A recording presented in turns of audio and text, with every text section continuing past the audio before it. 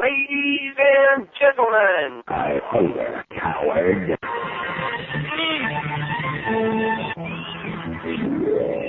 You are now listening to Retro Radio. Welcome to another edition of Retro Radio, your only comprehensive online source for classic, arcade, and computer gaming emulation news and information. I'm Shane R. Monroe, your host. Welcome to the program. Wow, folks, it's been a whole month since Retro Radio has come out, and I feel like I'm doing all of you out there. I'm sorry it took so long, but Neil Bradley, our interviewee for this episode, promises that I can blame him completely for the delay of Retro Radio this time around. We have a very, very long show for you, so I'm not going to jabberjaw all the time here at the beginning because we do have the regular feature of the show, the 8-bit Flashback, as well as an interview with Neil Bradley, as I mentioned before. Those of you who do not know Neil Bradley, he is one of the lead programmers on the RetroCade project, one of Monroe World's Insert Coin flagship emulators. While we're speaking about Monroe World, I'd like to just quickly knock you up to date here. We have added JAS support, that's J-Rock's Arcade Simulator, and the JAS System 1 emulator. Just a quick brief overview. These are multiplayer games, emulators, written by James Rowan. We had an interview with him. You may want to go back and check out the interview. I don't have the date in front of me, or I'd give you that. James is a heck of a guy, and in his latest emulation he has put together for us, the JAS System 1, we finally, after long last, have finally got Galaga 88 emulated. Big kudos to James. I know everybody's just been locked down playing the heck out of it, and we do have that for you at Monroe World. We also carry James's original JAS emulator, which has such great games as Dig Dug 2 and Sky Kid, Gapless, which, of course, isn't emulated anywhere else other than JAS. Yeah, it's going to be great in Name 3-3, right, Gary? Yeah, you'll get that if you're supposed to understand. Anyway, so go check out JAS. I've also added a DVD review area. It's not very big. It's just kind of personal. I'm just throwing stuff out there. We just got a DVD player. I know a lot of folks are thinking about it or deciding, and maybe you need some help in the right direction, getting you pointed to what kind of movies are out there. So I'll give you kind of my review on that. Finally, the big news, one of the big news, I've got tons of big news here. Coming at the end of April, on the next Retro Radio show, we will be doing the show live. That's right, we've been talking about it forever, now we're going to do it. Chances are we will be using IRC, Inter-Relay Chat, to field questions. Simply come into the right channel at the right time, ask your question, and I will answer in a live episode. You can hear how I hem and haw when I don't have a wave editor to take care of my bad points. There's also talk about using ICQ so that I can queue the messages up. That would be nice too. But it's probably going to be IRC. So those of you people who've never been on IRC, now's the time to get involved if you want to be participating in the live Retro Radio show. At this point in time, we're slated to have 50 slots available on our Real Player server for this show. We may be able to increase that to 100. Time will tell, so slots will be limited. It'll be first come, first served basis. The next bit of news I have for you is I spoke with Digital Leisure, the people who've been promising me an interview for almost a year, and they've been very busy working on converting the Laserdisc classic games that we love, such as Dragon's Lair and Space Ace, Fork in the Tail, and all these other games, and converting them to DVD for us. Right now, Dragon's Lair is available in the DVD format from Digital Leisure, whose website is digitalleisure.com. It is available on DVD. It will play on your DVD ROM drive on your computer, or you can get a DVD set-top version.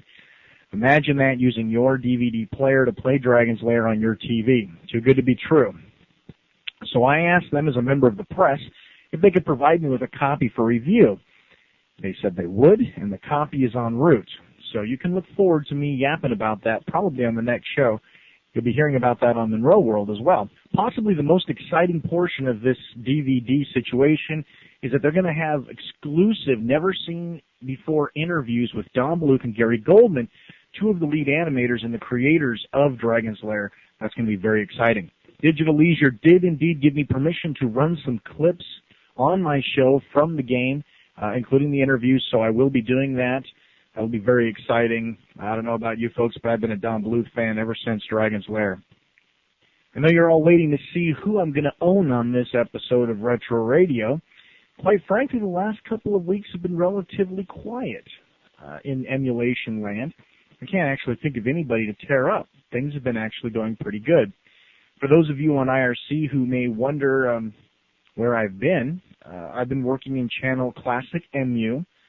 Nothing against main channel or anything like that. I just felt that with my broad horizons, going out to Lynx and C64 and ColecoVision and all the other aspects of classic emulation that I'm into, that I felt another channel was warranted. I thought there was enough people who would be interested in going to a classic emulation only type environment. So if you happen to be on IRC, drop by, say hi. Seems I took quite a ribbing from a couple of individuals who wrote me wanting to know how I could down Nintendo so bad, say such nasty, rotten, dirty, filthy stuff about Nintendo, and then turn around and play Ultra HLE with Mario Kart. And they even wondered if I had a legal copy of Mario Kart 2 play. Well, I'm not going to mention names, and I'm certainly not going to read their letter out loud as much as I'd like to. I do have some kind of journalistic integrity. However, just to answer that question, I'm a technology kind of guy. I'm a technologist. Part of my job is knowing what technologies are out there. Ultra HLE is an amazing display of technology. I did borrow the cartridge from a friend of mine. I had the cartridge in my possession when I was playing it, which makes me 100% legal. So there. So what do I think of this Sega Smash Pack that came out? Those of you who know me know that I do have a good Amiga background, and one of the last consoles that I had a whole lot of respect for was the Genesis from Sega. And while I think the Sega Smash Pack was an interesting idea, and I'm glad that I believe it was Sardu that ended up on that position, I'm glad that he managed to make some cash and that he was getting some kind of benefit from doing his emulation. But frankly, Genesis emulation isn't exactly the benchmark of what I would use to gauge whether or not there's actually an emulation market out there. Let's face it, Genesis is a very tight-knit group of individuals. It's kind of hiatus. You know, none of the modern people remember, the people who are playing Neo Geo and are playing N64 and PlayStation, it was just a little bit ahead of before their time, the Genesis was. And the people who are real diehard classic people who live with ColecoVisions and, sleep with their butt cheeks between Atari 2600 consoles, of course, they dropped out of the console game as soon as Intellivision died. So there's kind of an odd market there. The people who were really getting into games at the time of the Genesis either had Amigas or they had better home computer systems to play games on. The Genesis, as popular as it was sort of an interesting platform. And I don't think that they really hit a good target audience releasing the Smash Pack. So what should they release? If you really want to get the public's attention, you really want to see what emulation does, as much as I don't care for the NES, the original 8-bit Nintendo system, you release a CD full of NES games in an emulator, you'll see what it means to have a market share, because all the people who are involved in, well, okay, they may not make that blanket statement. My God, I get ripped every time I say the word all. A lot of people involved in modern emulation started off consoling with the NES. And I think if you really want to see a current market share result, take an NES package and make them. Now, conversely, on the other hand, for us poor old farts who, get up in the morning to our own farts, let's just say that the Intellivision Lives CD is an interesting experience. I wasn't a big Intellivision head myself. I was a ColecoVision guy. Atari 2600, my cousins had one, I didn't. It was terrible because they had nothing else to do but play Atari 2600. So I was over there and I played a lot of those cool Magic cartridges. You know what I'm talking about, right? Cosmic Arc and Beam and Attack. Totally ruled. Anyway, that's a different subject. And then I moved to ColecoVision, so I kind of sidestepped Intellivision. Maybe it was the controllers. I don't know. But the Intellivision Lives package is pretty well put together, and I recommend you go and support those folks. The Intellivision Lives CD is pretty cool. Pretty cool, and they did a good package job. They did lots of good information. There's some old Intellivision commercials in QuickTime format. The only thing they did wrong, and I am going to take a little time to own here, the one thing they did do wrong was they made you install QuickTime too. You know, they come up and say, you know, even though you've got QuickTime 3 installed, which, you know, you just underread the talk. We know it's a superior product, but our movies only run in QuickTime 2. So if you even want to start playing this game, whether you look at the movies or not, you better put on QuickTime 2. Don't worry, it won't hurt your QuickTime 3 install. So now I've got 2 copies of QuickTime on my system, probably 3 by now, who knows. That was a big mistake. You never, ever, ever make somebody have backward technology to look at a brand new product. Doesn't make any sense. But there's a good number of games. They're all nicely categorized, nice, neat menu. It is a DOS-based emulator, and I guarantee you folks that have these PCI sound cards and these newfangled sound cards are probably going to have problems. But if you know your way around emulation, you're a big Intellivision fan, go check out Intellivision List. I think I'm going to have to wrap this portion of the editorial up here, folks. We've been in here like 11 minutes, and I still haven't gotten to the 8-bit flashback or our new feature. In fact, let's do a quick emulation update real fast, and we will move on to our new feature. Don't worry, it's short. We're going to get to that interview. Let's go on to do an emulation update. Currently, with RetroCade, we are in version 1.2 in private beta, although if you listen to the interview closely, you'll find out that we're going to be moving to public betas. 1.2 will probably be the last private beta. This will get us a chance to get RetroCade out into the mainstream. I know what you're thinking. A lot of you guys, the old school guys, say, Shane, I thought you hated public betas. You're right, I do. But why I hated public betas is with MAME, and I have to start down in MAME. I'm not in a competition war here. But the releases came out, the ROMs weren't available, and site ops like myself and Dave's and everybody else that was out there never had a chance to get things squared away before they dropped a new beta on everybody. And that made it very, very upsetting, you know, when you get 100 mails, where the hell are the Super Punch-Out ROMs? How come there's no Super Punch-Out? They're even bitching about the ROMs that don't even work. Anyway, so Neil has promised me, he's sworn on a stack of Retro Babe pictures, that he will not release a beta without all the sign-ups being ready to go. For that, everybody on the RetroCade team, I salute you, thank you, and hopefully this public beta will be a good thing for everybody. There are a lot of exciting things coming in RetroCade, and hopefully most of the interview will take care of all the cool new features, so I don't want to get into too much detail. Let's move on to MAME emulation. We are up to version 3.5 Beta 7, and this latest beta only adds one new game, apparently the Battle Road. There's apparently been a major overhaul to the CPU cores and the debugger.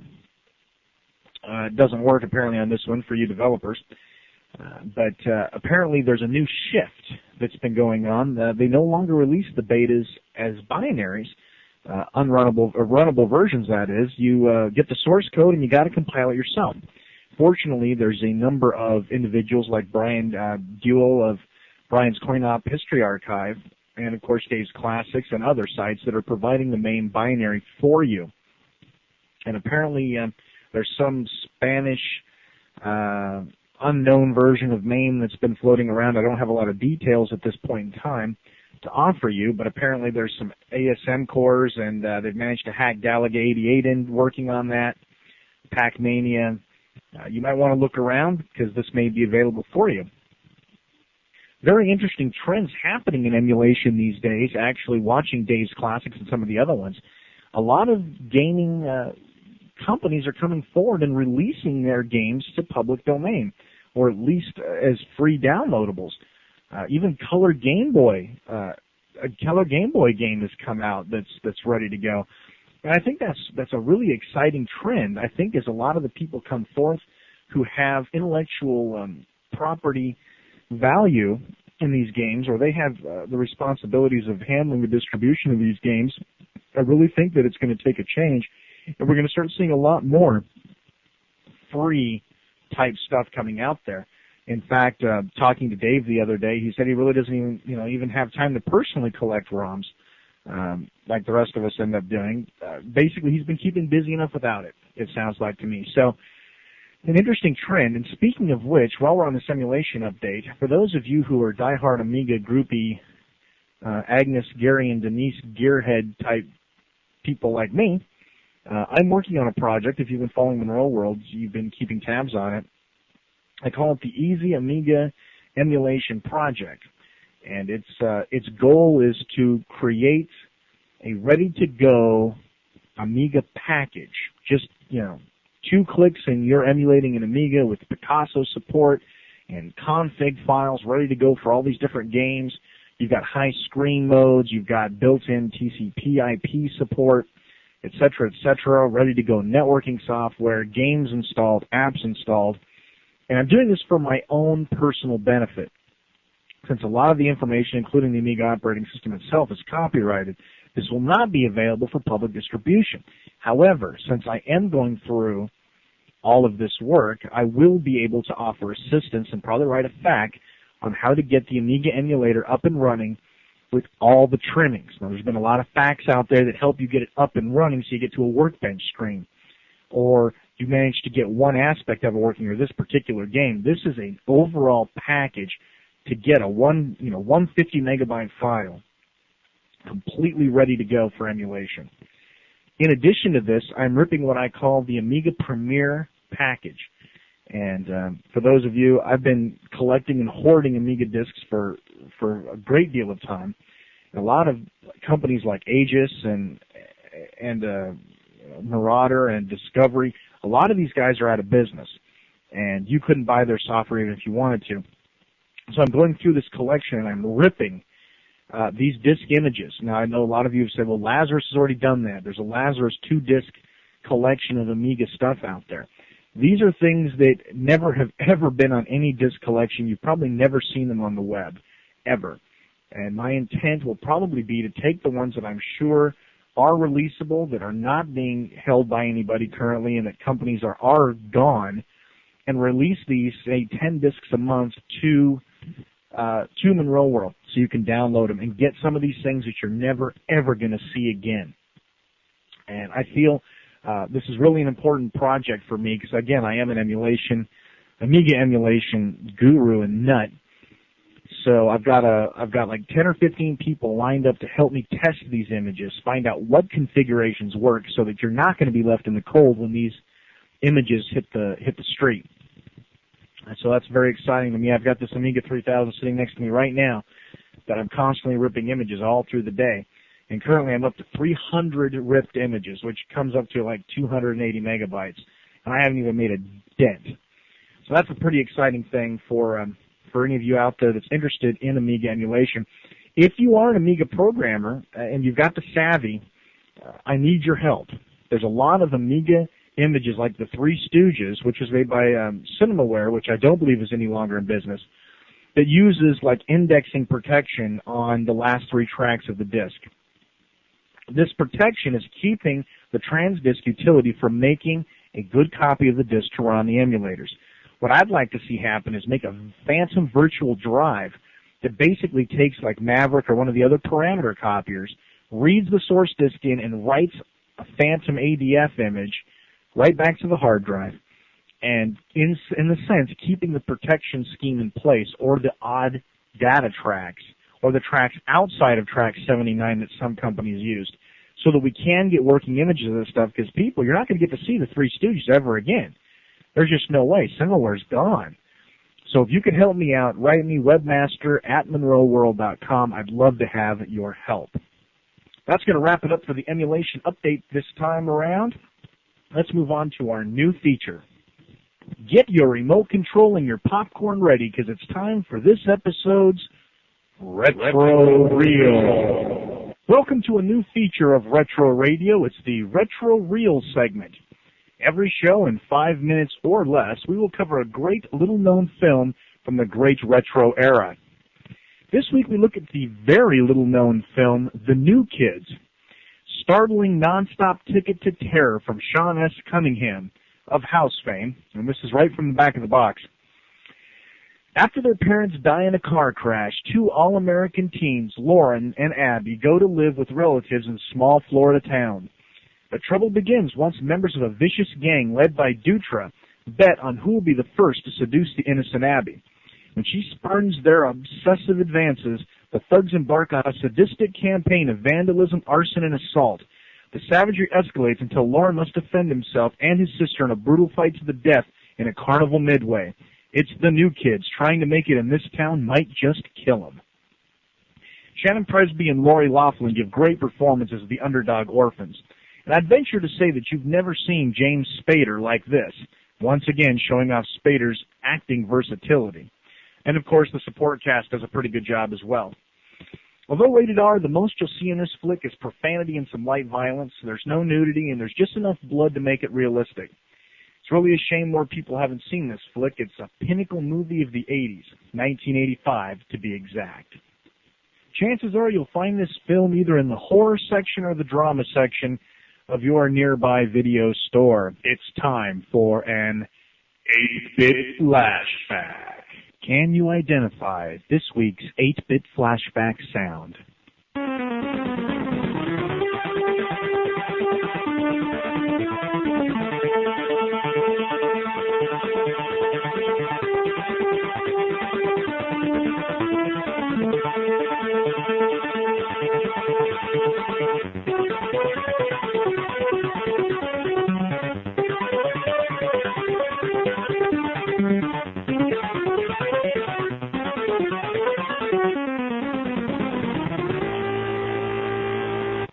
In 1984, the still newly formed Electronic Arts teamed up with a group of 3 talented programmers known as the Freefall Associates. Freefall had created a new standard in fantasy chess. Finally, the traditional rules of chess no longer applied, and winning was a matter of survival of the fittest. With environmental elements and an alternative means of winning other than total obliteration, this new chess game has often been imitated but never been duplicated. The game, of course, is Archon. Now, most people listening to this show have probably played Archon, or at least seen it played. Unfortunately, most people have seen a trashy remake like Archon Ultra, or the second chapter in the series, Archon 2. While Archon Ultra had the same play as the original, it was a lousy EGA ripoff and typically poor sound like the PC had back then. Plus, it was too damn slow to give you the adrenaline pump of the original C64 version. While it was ported to other 8-bits like Atari and Apple, no other version had the sound and graphical smoothness of the C64 version. In all honesty, Archon shouldn't be called a chess game. Chess is a game of moves and strategy. Archon is more a game of action and fighting with some elements of strategy. Archon does share a few components as chess, such as piece setup and more or less checkered board. You can see the playing field in the screenshots in the Real Player G2 window. From here on out, though, Archon is a different game. Although similar to chess rules, the pieces are only allowed to move in a certain number of spaces. However, since the pieces are out of common mythology, many of them have special attributes that don't require them to have empty spaces in front of them, such as teleportility and flight, such as the sorcerer-sorceress, as well as the djinn and the banshee. Others, such as the unicorn, basilisks, and golems, all must walk line of sight in unoccupied squares. Other pieces on the board include sphinx, shapeshifter, dragons, and more. The object of the game, of course, is to win, which you can do one of 2 ways. The obvious way, of course, is to eliminate all the other side pieces, either light or dark, depending on who you are, of course. And the other way is to occupy all 5 power points on the board. The screenshots don't really show them since they kind of shimmer and weren't picked up by the screen capture. They're located at the dead middle square and in the middle square on all 4 sides. The sorcerer and sorceress both have a power point beneath them to even the odds. The other 3 start unoccupied at the beginning of the game. You need only put a piece on one of these power points to, quote, capture it. Should another piece attack you and defeat you, they automatically own the power point. Obviously, the kings in this chess game are very hard to beat. And they're already on their own colored squares, which we'll get to more in a minute, and rarely end up moving from their position, since there's no such thing as check or checkmate in this game. And compromising that power point would be useless. Power points are an interesting twist to the game. They are also proof against magic. In other words, the various spells that the 2 magic users, the sorceress and the sorcerer, can cast do not work on pieces standing on power points. While we're on the topic of spells, you have a great little arsenal of them at your disposal. And in this sort of situation, both sides have the same exact spells, even though they don't have the exact same types of pieces. And they may only be used once per game. These include Imprison, which is obvious, Revive, which brings back one of your dead pieces, Shift time, which reverses the flow of time, and we'll have more on that later. Transport, which transports any piece to another location other than a power point. And Summon Elemental, which brings forth a one-time use random elemental creature, such as a fire, or water, or air elemental. 3 of the power points also reside on shifting time squares. Now, the centermost squares of the board constantly shift through time from white to black, and of course the several stages in between. These time zones affect the power of the pieces that reside on them. For example, if a light piece is on a black square and a dark piece attacks it, the dark piece gets much more health and more powerful shots during battle. Conversely, the light piece starts off with less health and less powerful shots. There are shades of gray or neutrality which less dramatically affect the swing of things during combat, but they still boost the corresponding piece's color's power to some degree.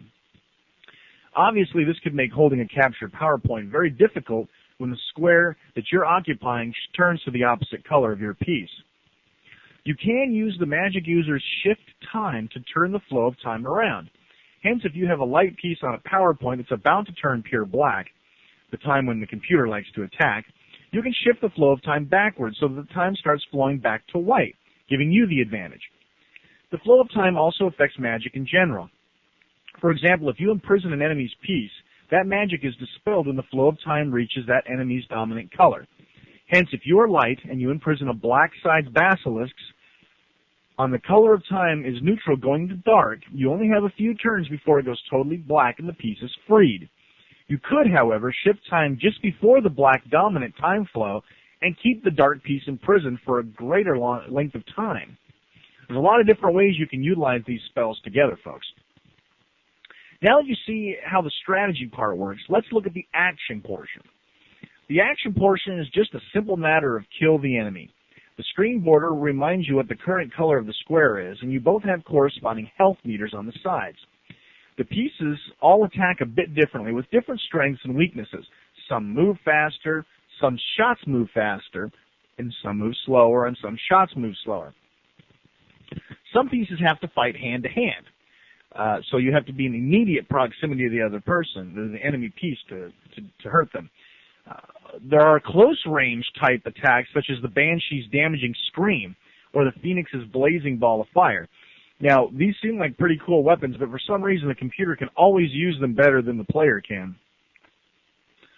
Most of the pieces actually have some form of ranged weapon, like the Unicorn's magic horn that shoots a shot out, or basilisks or valkyries, etc. Some even have unique features, like the Shapeshifter, which is a dark side piece, which assumes the role of its enemy. Now, I'm going to break to a side point here. A lot of people have asked me in the past. I ran a shareware company on the Amiga called Dark Unicorn Productions, and we wrote shareware games for the Amiga, and we actually brought full motion video to the Amiga. Anyway, lots of people have always asked, where did you get the name Dark Unicorn? They all think it's some weird, freaky thing, but what Dark Unicorn Productions really was talking about Archon. In the game, the Shapeshifter, which is probably one of the most powerful pieces since it can be anybody, the Shapeshifter, when played by the computer, will never attack another piece unless it's on a dark square, giving it the advantage. Probably the most powerful piece in the game, probably unintentionally, was the light-colored unicorn, or the light side's unicorn, and the dark side doesn't have unicorns. They have basilisks instead. But the unicorn has always been the fastest piece, both in shot speed and in movement, so it's a very, very powerful piece. And in the old days, I used to be able to teleport the unicorn piece to the back row of the dark side and methodically wipe out every piece with a single unicorn, even the sorceress. But when you got to the Shapeshifter, who's always on a dark square, he assumed the role of a dark unicorn. And as the dark unicorn, he, of course, was the most powerful piece on the board if you looked at it from a practical point of view. So Dark Unicorn has always kind of stuck with me in my head, and when we came up with the name Dark Unicorn Productions was the sum of that. So now you got a little background story there. Interestingly enough, getting back to the 8-bit flashback, enough about the combat sequences. During the combat sequences, we'll get back to it after all. Stuff that grows and fades on the screen while you fight, making the battlefield ever-changing and giving you a chance to trap your enemy. Also, it's entirely possible, and it happens a lot, that both pieces are destroyed in the battle and the square becomes unoccupied. Archon is a brilliant game which has tons and tons of replay value, especially with 2 human players. This game is one of the many games that simply begs to be redone for the new millennium. Many have tried to recreate it, but there's nothing that needs to be changed here. Other than, we need graphics and sound brought to today's standards, 3D rendered pieces, digital sound, maybe a pumpin'-ass techno soundtrack, maybe even throw in some full-motion video cutscenes in there. And, of course, it needs to be playable over the Internet. And if we're on the topic, maybe you could overhaul the artificial intelligence for those of us who've already mastered it. But the basic elements of the game are already there. I'd love to see it redone, and hopefully somebody will pick the ball up on that sometime. For those of you who never saw the game on the 64, then it's time for you to fulfill your destiny and try it out. I'm sure you'll find it superior to the other versions. We'll understand why this is still one of the best video games ever made for any system. Let's get on with this show's interview. This show's interview will be with Neil Bradley, one of the lead programmers of the exciting emulator RetroCade. Neil, for those of my listeners who might have been stranded on a deserted island with no phones, no lights, no motor cars, not a single, yes sirree, tell us about RetroCade and your involvement with it. RetroCade is a multi-arcade game emulator designed with performance and ease of use as primary goals. We have other ports of RetroCade in various stages of development, including the Windows, the Mac OS, OS2, Unix ports for FreeBSD and Linux specifically, and an ARM version. Currently, the DOS version is the only version available, but we've done what we can to make it Win95-98 friendly. I started working on RetroCade in July of 1997 because EMU, my prior arcade emulator, had completely outgrown its usefulness and was just become a complete mess, and I decided that it was time to completely pitch it. No freely available arcade emulator at the time were all that efficient, and some of the low-end users were complaining that half the games wouldn't run at full speeds, and so I started designing RetroCade to serve that need. The only exception to that rule was probably Sparkade, but at that time it had halted development and its future was uncertain. I wanted to prove that one could not only write a portable emulator, but they could also make it fast in the process. Now, you've done some actual for-pay emulation work, right? Namely the arcade classic Asteroids demo for Activision. Can you tell us how that came about? Did Activision know about RetroCade? And if so, how did they feel about it running Asteroids? Yes, as a matter of fact, I have done some for-pay emulation work. Specifically, the only thing so far is the Asteroids Classic demo that I did for Activision. And what happened was Activision was looking for some sort of a promotional gimmick that they could actually get people really interested in the new release of Asteroids. And what wound up happening is a contract firm out of the UK, at Activision UK, decided that they needed someone to write an arcade emulator. And their criteria, oddly enough, was to download them, the freely available ones that would do Asteroids, and see exactly which one would perform well and which ones wouldn't. And they found that RetroCade's performance, they said no matter what machine they threw it on, would perform, and then that's how I was selected, and I was sent email, and then everything was sort of downhill from there. And the rest is history. Activision at the time, they knew about RetroCade but didn't really seem to care, and they never even mentioned word one about, removing Asteroids from RetroCade or anything like that. They just didn't seem to care. What other non-emulation projects are you involved in now?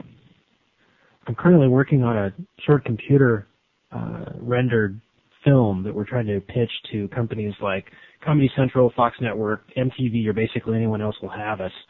The sound design is being completely done by me, and as is the music and the voice of one of the characters. I can't go into details as to what it is, but because I'm under non-disclosure. But hopefully, if everything pans out the way we like it, then you'll be seeing our show on television sometime soon. There was always talk about RetroCade going commercial. Was there any truth behind this? If so, please explain. RetroCade going commercial. We do not have any plans currently. We have no pending deals for RetroCade to go commercial at all. The one thing that I think Mike had mentioned on your show about a year ago was that if we were approached by a game company like Activision or Hasbro or whoever to go commercial, at least, to license RetroCade or whatnot, we would absolutely do it in a heartbeat. I mean, the ultimate goal here is if I could I love doing emulation just in my spare time, as do a lot of people, but, if I could do that and get paid for it, hey, I'm all for it, especially if I can work from home.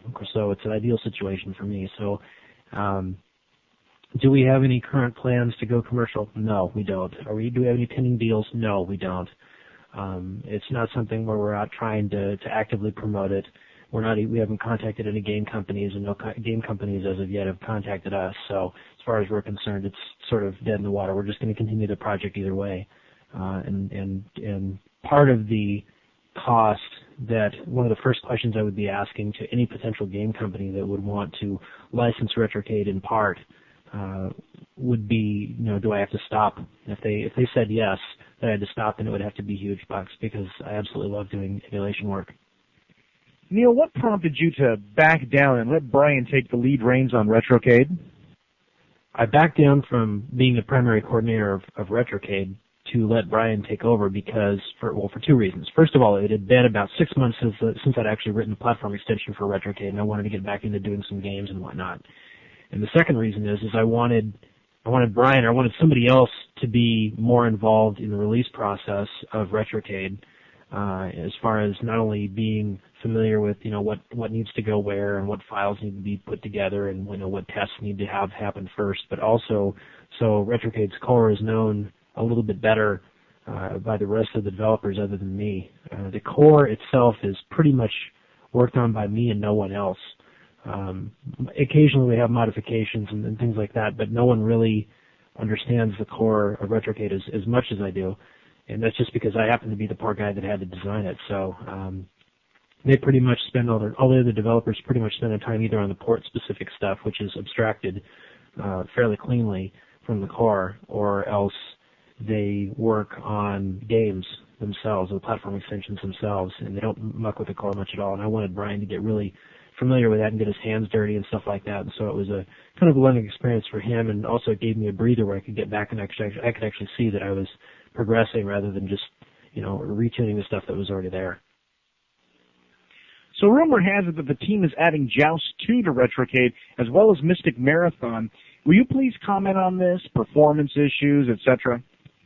About 4 or 5 weeks ago, we started work on Mystic Marathon and Joust 2 for RetroCade, and we got it to a point where the machine would actually come up and you'd see all kinds of screwed up colors and stuff. But by the time that actually happened and we were about ready to continue our work, Michael Soderstrom decides to drop a working driver for both of those games on the MAME guys, and so since they already had it running, the urgency of us getting Joust 2 and Mystic Marathon and RetroCade have sort of taken a back burner to some other stuff that I'll talk about here in a second. But we do have plans to add it, although it's not any time, probably not in the next beta release, and probably not in the main beta, in the main release itself, just because the main guys beat us to it. There's been some buzz about getting a faster than MAME Williams driver into MAME. How is this progressing? Well, currently we have a RetroCade developer who's working on the late model Williams games with a little bit of dynamic recompilation, and currently it's a standalone thing that we're working with, trying to get performance up and whatnot. And since there's no book written about dynamic recompilation yet, we're still kind of inventing things as we go. But needless to say that it will make its way into RetroCade, and so the games at this point, our hunch tells us that some of the games like Narc and Smash TV and those kind of games will be playable on mid to low end mid to upper end Pentiums, like Pentium 150 to Pentium 200. So don't hold us to it yet, but that's our best guess as to what we can do. And I understand you don't plan on adding Mortal Kombat to the lineup, even if you do get a good driver. Care to fill my listeners in as to why? Our current plans don't include including Mortal Kombat to our sometime in the future to be released 34010 dynamic recompilation projects. Part of the reason is because of the incredible amount of disrespect that some of the younger generation have for just emulation in general. For them, it's not a nostalgia or anything else. They're basically beating up the MAME team and gave them a big black eye and say, gee, why don't these games run perfectly on my 66 megahertz 486 and everything else. And it's it wasn't that bad, but it was to the point where I see all the abuse that the MAME guys took for it, and I don't think it's fair. And so consequently, this is not something that I'm looking to get beat up about. So our current plans don't including Mortal Kombat. So your general opinion on modern emulation is rather sour. Can't really blame you there. And since this is a ranting show, why don't you tell my listeners about how you feel about IDSA and Nintendo? The IDSA are nothing more than a bunch of hired thugs looking for lame ways to make their existence look more important than it really is. I believe that their tagline they have in all their messages sent to side ops says something like that there was 3.8 billion in lost revenue due to piracy in 1998. That's stupid because people pirate because they wouldn't pay for the games in the first place. Certainly some of the 3.8 billion would be people who would buy them because they couldn't get the games for free, but maybe 1 million, but they're trying to make themselves look a lot more important than they really are. It reminds me of this idiot we have at work who would rather make pretty charts and graphs and show the world how impressive he is by his charts when in actuality there's very little to no work going on. The IDSA is in the same area. The IDSA has also hassled non-ROM sites. The biggest example of this was Jeff Mercer's Mirror of the Emulation Repository, which contained no ROM images, just net-contributed emulation code. It didn't violate any copyrights or patents, but since Jeff was university-bound, the university listened to the IDSA. Even after repeated attempts to get the IDSA to indicate what exactly on the site was piracy, they never responded and just kept on giving him empty threats. So taking down sites with unauthorized ROM distribution is one thing, but going after those who don't have any unauthorized software makes them thoughtless bullies who are only trying to make themselves appear to the clients as more important than they really are. Note that the IDSA has no legal power directly. They can only make recommendations to people that they work for. They're paid informants, not legal counsel. It's ultimately up to the game companies themselves to deliver any legal proceedings. They don't really care about protecting software. They care about being able to make easily chartable statistics such as number of sites shut down, rather than actually choosing their battles where it would do the most good for the companies that they work for. They're in business now because they're not because they're doing any good, but because they have a good dog and pony show that their clients actually buy. It's been said that there's liars, damned liars, and statisticians, but the IDSA is most definitely in the latter category. Nintendo is almost as bad. Companies that don't have any new original ideas and have no abilities to come up with new ideas wind up instead recycling their old ideas and methods and suing everyone for everything in their path that would possibly devalue their precious recycled garbage. Nintendo and Disney are two companies of this. How many more times are we going to hear, Mario this or Super Yoshi that or whatever? Any game that has part 2 or more after it is a basic sign to the general public that we're out of ideas. Help, please. Then they sue with anyone. When anyone uses their ideas even to promote them, the host companies wind up suing. It's asinine. And for Nintendo to come out and say that emulation in and of itself is illegal with absolutely no legal backing on it is nothing more than them trying to sway public opinion in their favor. There are no court cases that indicate emulation in and of itself is illegal. There are plenty of cases that indicate emulation is legal. And the biggest being the hubbub that occurred when AMD put MMX instructions in their chips. Intel was pretty torqued about that. In short, I have no objections to protecting one's property, but I have a major objection as to how far Nintendo and the IDSA is actually taking it. So Beavis, how do you say Retrocade kicks major ass backwards? When can we expect to see a public release of Retrocade 1.2? And more importantly, when do we get the Windows port? Well, of course, as the answer usually is we really don't have any idea when the next public release of Retrocade is, especially the Windows port. We're working on it in and amongst all the other little issues that we're dealing with some of the other ports and whatnot. But one of the things we've done is we'll be going to public betas here probably within a week or two, just so everybody gets a chance to play with things. Whoa, public releases. Well, I'm sure everybody will be excited about that. Why don't you tell us why you decided to do this? We've decided to go to public releases or I should say public beta releases of Retrocade for basically 3 reasons. The biggest is probably just because the new users, the new features that we add get to users a heck of a lot faster than if we wait several months between releases. One of the other reasons is that it keeps the interest in the project up, so people are actually, the message boards wind up being kind of dead after 2 or 3 months with no release.